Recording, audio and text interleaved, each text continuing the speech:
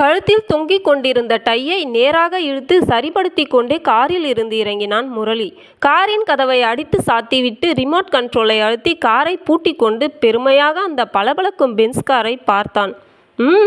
என்ன இருந்தாலும் வாழ்க்கையில் நான் அடைந்த இந்த துரித முன்னேற்றம் யாரும் அடைந்திருக்க முடியாது. எல்லாவற்றிற்கும் என்னுடைய அதீத உழைப்பும் துரிதமாக சிந்தித்து செயலாற்றும் திறனும் தான் காரணம் என்று எண்ணிக்கொண்டே தனது கை கடிகாரத்தை பார்த்தான். அப்போது மணி 10:20. லண்டனில் குளிர்காலமாக இருந்தாலும் காலை வெயில் சுளீரென அவன் முகத்தில் அடித்தது. அவன் பேங்க் மேனேஜரை சந்திப்பதற்கு இன்னும் 40 நிமிடங்கள் இருந்தன. அதுவரை அருகே இருந்த கஃபேனுள் நுழைந்து ஒரு கப் காஃபியை வாங்கி கொண்டு அருகில் இருந்த மேஜையின் முன்னால் இருந்த நாற்காலியில் உட்கார்ந்தான்.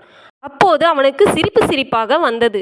அப்பாவின் சமய போதனைகளிலிருந்து தப்பித்து லண்டன் வந்துவிட்டேன் என்றாலும் இங்கு நண்பன் விக்கி அவனை விடுகிறானா? எப்போது பார்த்தாலும் என்ன காரியம் செய்வதானாலும் இறைவனிடம் வேண்டிக் கொண்டு பண்ணடா என்று உயிரை எடுத்து விடுகிறானே. இறைவனாவது மண்ணாங்கட்டியாவது. நான் உழைக்கிறேன், என்னுடைய திறமையால் முன்னேறுகிறேன். இதில் எங்கே இறைவன் வந்தான்? நினைக்க அவனுக்கு ஆத்திரம் பொத்து கொண்டு வந்தது. இங்கே மேலை நாட்டுக்காரர் இவ்வளவு தூரம் முன்னேறி இருப்பதற்கு காரணம் நம் மனதில் இருக்கும் மூட நம்பிக்கைகள் அவர்கள் மனதில் இல்லாததுதான். ஏதோ நான் விக்கியைப் போல சம்பிரதாயத்துக்குள்ளேயே மூழ்காமல் தப்பித்த காரணத்தால் வாழ்க்கையில் இவ்வளவு தூரம் முன்னேறியிருக்கிறேன். ஆனால் விக்கியும் சும்மா விட்டால்தானே. டேய் முரளி, மூட நம்பிக்கையையும் கடவுள் நம்பிக்கையும் ஒன்றாக சேர்க்காதே. மூட பழக்க வழக்கங்களை நானும் தான் எதிர்க்கிறேன். ஆனால் கடவுள் நம்பிக்கை என்பது மனசாட்சியின் மறு உருவமடா என்று ஏதோ 1000 காலம் வாழ்ந்தவன் போல அலட்டி கொண்டிருப்பான். அப்போது மணி 11 மணி காட்டியது பேங்கில் இருந்த கடிகாரத்தில். மேனேஜர் என்று எழுதியிருந்த கதவை தட்டினான் முரளி. எஸ் கமென் என்ற அதிகார தோரணையுடனான குரல் ஒலித்தது. அவன் கொடுத்த அவனுடைய பிஸ்னஸ் பிளான் முழுவதையும் அமைதியாக பார்த்த மேனேஜர் புருவத்தை உயர்த்தியவாறு வெரி இம்ப்ரெசிவ் என்றார்.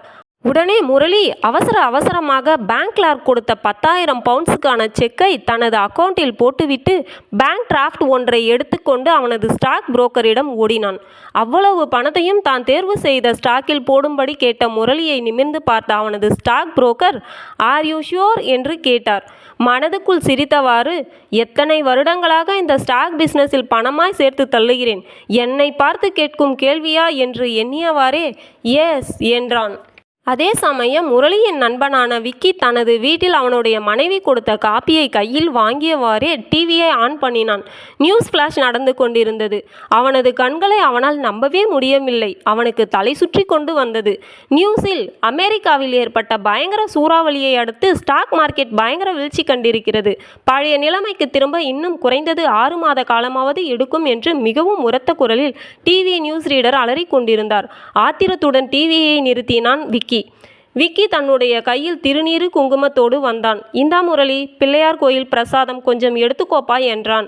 அப்போது அருகில் இருந்த அறையில் விக்கியின் மனைவி அவர்களது மகனுக்கு பாடம் சொல்லிக் கொடுப்பது கேட்டது. அகர முதல எழுத்தெல்லாம் ஆதி பகவன் முதற்றே உலகு என்ற குரலை சொல்லி அதற்கு பொருளும் கூறினாள். எத்தனையோ எழுத்துக்கள் தமிழில் இருக்குப்பா, ஆனால் அவற்றுக்கெல்லாம் ஆவில் தொடங்கும் அகரம்தான் அடிப்படை இல்லையா? அதே போல் நீ எவ்வளவுதான் பெரியவனானாலும் ஆண்டவன் இந்த உலகத்தின் அடிப்படை என்பதை மறக்கக்கூடாது என்கிறதை திருவள்ளுவர் சொல்லியிருக்கிறார் அப்பா என்றாள் ஷகிலா. அப்போது முரளிக்கு யாரோ தன் தலையில் சுத்தியால் அடித்தது போல ஒரு உணர்வினால் தாக்கப்பட்டான். அவன் கரங்கள் விக்கியின் கரங்களில் இருந்த திருநீரை நோக்கி தானாக நீண்டன. இந்த நிகழ்வுக்கு பிறகு முரளி கடவுள் நம்பிக்கை என்பது மனசாட்சியின் மறு உருவம் என்பதை ஏற்றுக்கொண்டான்.